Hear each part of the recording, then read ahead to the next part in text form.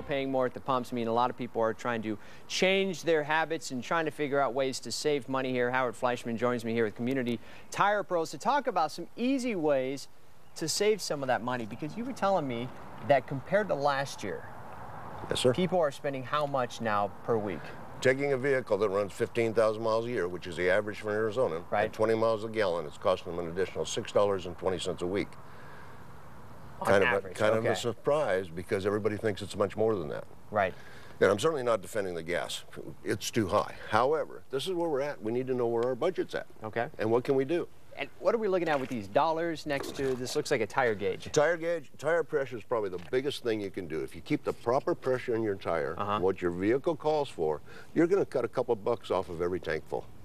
Okay. If it's underinflated, it's going to cost you money. Oof. Do your maintenance. Okay. Okay. Do your filters, that kind of thing. Let that car breathe properly. That's going to make a big difference, and it's going to help you cut back on the expense. Keep your car tuned up.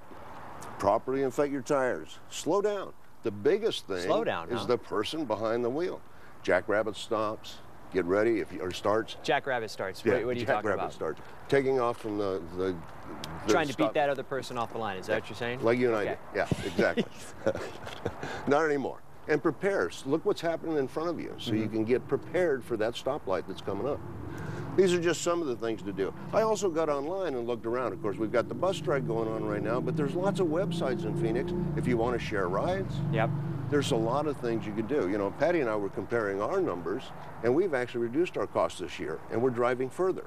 Well, I think it's tough this year because we have already gone through this already. We already had gas prices hit more than $4 a gallon, and a lot of people, including myself, we already switched out our vehicles. So what do we do now? Yeah, 2008, $4.13 a gallon. Yeah. So now, what can you do? I guess the alternative is to maybe one less fancy coffee.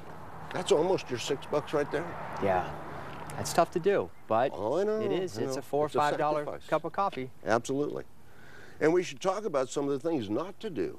Okay. Because we're getting up to that $4 number again, which is not going to be fun.